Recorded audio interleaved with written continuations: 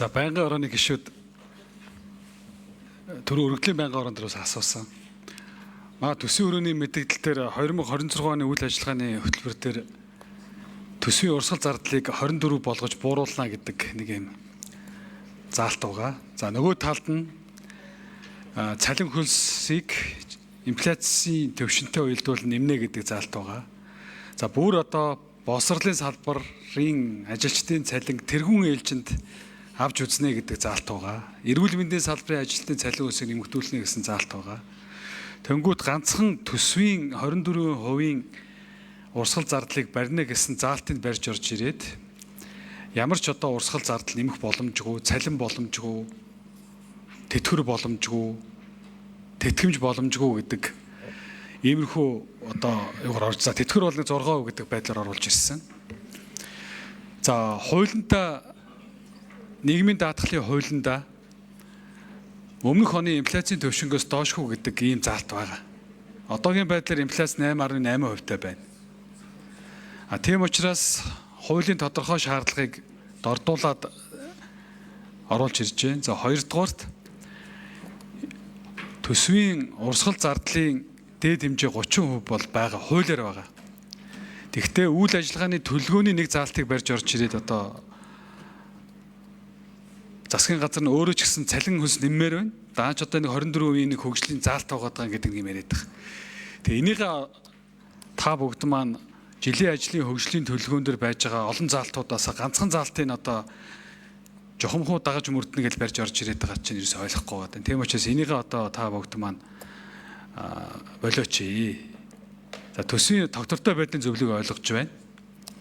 Ийм л одоо үнэлт өгөлт өгөх бах. Тийм учраас хэрвээ та бүгд маань өөрсдөө энийг өөрчлөх байдлаар зарчмын хувьд одоо оруулж ирэхгүй бол зарчмын зөрүүтэй саналыг оруулах шаардлагатай болж байна. Тэр өргөдлийн байнгын хорон дээр бас яригдсан.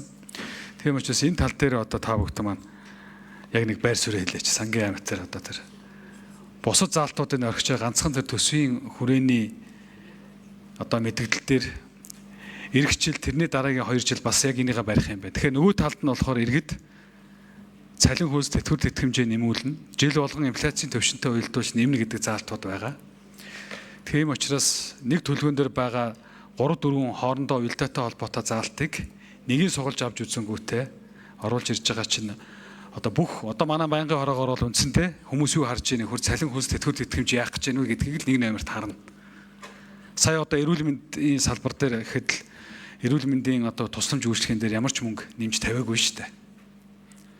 Тэгэхээр ийм одоо мухардл руу аваачаад ингээд тавьчихаар ерөөсөө одоо манай байнгоор юм ярихаар их гişүүд асуух бах. Цалин хөлс тэтгэвэр тэтгэмж нөгөө төрийн албаа агчийн тэтгэмжээ хүртэл одоо талын аваачаад тастаа тавьсан. Тэгэхээр ийм боломжийг гаргаж ирэх боломж байна уу та өөрсдөө. За нөгөө талаар энийг заавал энэ 24%-ийг одоо барихгүй байвал яах юм? За сангийн амнаас хариулах уу? Энэ 24%-ийг та бүхэн асуултыг нь ойлгосон уу? За сангийн амнаас микрофон хэдүүлээ. 8. Санжаа дараа 8. Микрофон 8 гинэ. Сангийн ам төсвийн бодлого төлөлтийн газрын дарга Санжаа дарж. За гишүүний асуултанд хариулъя. За цалин нэмэх нэмэхгүйтэй холбоотой асуудал бол ерөнхийдөө бол одоо бүх одоо энэ хуулийн хүрээнүүдтэй бол бас хязгаарлагдж байгаа асуудал бий. Энэ 24%-тэй бас хязгаарлагдж байгаа. За мөн нийт зарлагтай хязгаарлагдж байгаа асуудал байгаа. Гэхдээ том зургаараа харах юм бол энэ бас орлоготойгоо бол Монгол улсын төсөв бол уягдж явдаг. Үнжлийнхээ ирээр гэдэг шиг хэр хэмжээний орлого олж ийн гэдгээр. Өөрөөр хэлбэл манай улсын манай мөрдөж байгаа төсвийн доктортой байдлын тухай хуулиар бол суур зарлага буюу дотоод эдийн засгаас олж байгаа татврын болон татврын бус орлого маань өөрөө 2% ашигтай байгаад энэ ашгаараа бид нар зээл үндсэн төлбөрөө бол төлөх юм хуулийн залцтай байгаа гэдэг.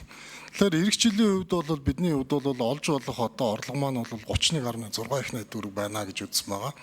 Тэгэхээр энэ орлогодоо бол 2% ашиг хийгээд тооцоглоор одоогийн энэ зарлага одоо гарч ирчгээд байгаа суур зарлага маань. Тэгэхээр энэ дүндэл одоо бид нар энэ асуудлыг бол шийдэхээс өөр арга болчихж байна л гэсэн. Тэгэхээр цалин нэмэх асуудал байхын тулд бол бид нар нэгдүгээрт бол эдийн засгийн боломжоо бол харж тооцох хэрэгтэй болов уу гэж бодож байна. За ер нь яг зөвхөн өмнөх байнгын орон дээр бас энэ цалин нэмэгтэй холбоотой асуудлыг бол инфляц талаас нь бол бас нэлээд бодлого талаас нь бол тайлбарласан. За гишүүч асууж ирсэн. За Монгол банкны хийсэн судалгаагаар бол нийтдээ одоо 1.4 сая одоо иргэд ажил хөдөлмөр эхэлж байгаас бол яг төсвөөс одоо цалин ус авч байгаа нь бол 220 гаруй мянган хүн байна. За төрийн өмчт компаниудаас бол бас 50 мянган. Тэгэхдээ энэ 220 мянган хүний цалин хэрвээ бид нарт зардал өндөр байх үед нэмэгдүүлсэн тохиолдолд бол 10% нэмэхэд бол инфляцид 4.4% бол нөлөөлж байна гэдэг ийм судалгаа бол Монгол банк хийсэн юм байлаа. Тэр зардлаа бууруулж байгаад өөрөөр хэлбэл бид нар зохистой түвшинд үрж байгаад за тэгвэл нэмэгтэй бол бас огцсон байдлаар нэмэхгүйгээр ингэж нэмж явах нь бол зүйтэй байна гэдэг ийм зүйл бол харагдчихлээ тэр судалгаагаар бол. Баярлалаа. За Эрдэнэ төгшөө хариулт дуусна уу? Тодруулах уу? Тодруулж асуу.